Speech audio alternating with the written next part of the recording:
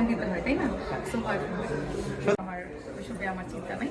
যেহেতু আমি একজন স্টুডেন্ট, পড়াশোনা করছি ত্রিপুরাতে, বিএসসি ইঞ্জিনিয়ারিং করছি, আর পাশাপাশি একটা জবও করছি, কারিগরি শিক্ষা বোর্ডে আছি, তার পাশাপাশি সিঙ্গিংটা করছি। আমার দুইটা প্রফেশনই আমার কাছে একদম সমান।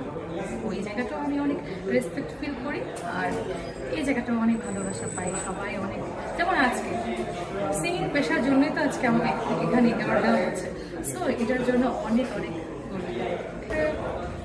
প্রেমের অফার, যেহেতু মেয়ে মানুষ অবভিয়াসলি পেয়েছি, সবাই পায়।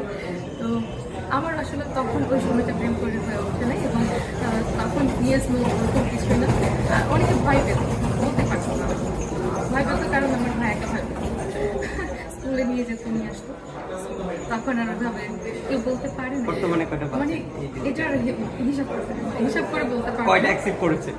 অ্যাকসেপ্ট করি নাই একটাও, বাট প্রচুর প্রপোজাল তো পাই, প্রপোজ তো পাবো, স্বাভাবিক না? ব্যক্তিত্ব সম্পন্ন একজন লোক হবে, অবশ্যই শিক্ষিত এবং একটা ভালো প্রফেশন, মানে জবে থাকবো। এই অফার দিয়ে দিলে তো আর বিয়ে হয়ে যায় না, সেটা আসলে লাকের ব্যাপার। আর অ্যাকচুয়ালি এটার জন্য অপেক্ষা করতে হবে। আসলে আল্লাহ কাকে আমার জন্য রেখেছে সেটা তো এটা হতো এখন আমি নিজেই তো অনেক অ্যাডাল্ট, তাই না? আমার নিজের ডিসিশন যেহেতু নিজে নিতে পারি, সো এখন আর এসবে ভয় পাই না। এটাও কি বলতে হবে এখন? বিয়ে কবে করছেন? ইনশাআল্লাহ আপনারা শুনবেন। বাংলাদেশের এখন একমাত্র সাকিব খান আমার ভালো লাগে ছোটবেলা থেকেই, বাট এটা বলতাম না।